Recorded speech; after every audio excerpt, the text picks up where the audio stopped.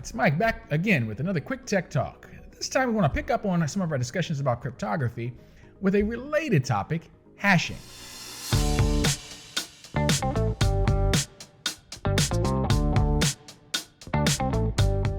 What are hash functions and hash values? And how does that fit into all of this? Well, a hash or hash algorithm or function is simply a mathematical function that allows us to take some string, some amount of data, variable in length, arbitrary in length, it really doesn't matter how much is there.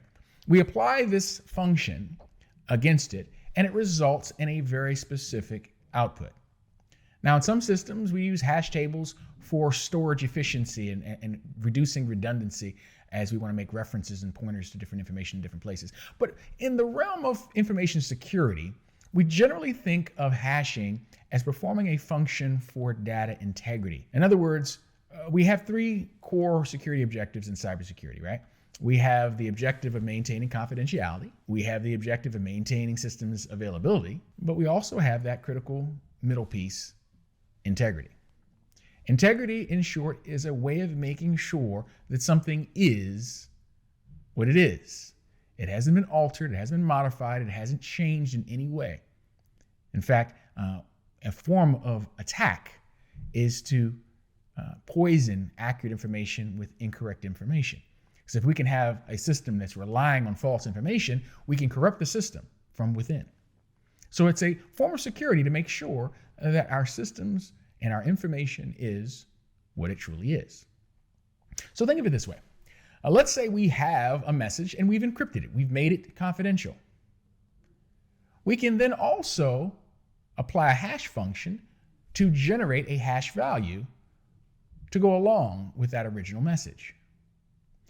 What that message digest or that hash value does is it gives us an extra check mechanism. So in other words, I can take a message that I'm exchanging with a counterpart. I encrypt the message based on some shared key that we're using for our session. But I take each message and I run the hash against it to generate a message digest. When my recipient receives the message and the message digest, after decrypting it, my recipient can say, okay, let me take a look at this message. Let me run the same hash function against it and see the hash value I get, and then compare the two hash values. If they're exactly the same, then there's some comfort and certainty that the message has not been changed. You see, a hash function follows a one-way methodology, so that no matter what the source is, it will generate a specific result. If you change so much as one bit, one little character, turn a 0 to a 1 in the binary data, and you will get a completely different hash value. So while we're often concerned about confidentiality and certainly availability and security, hashing is a common approach we'll use to ensure message integrity. And there are all sorts of different hash functions that are out there. MD2, MD4, MD5, Havel. A lot of systems are based on SHA, particularly SHA-256, which means that it's a 256-bit hash value that is generated from it.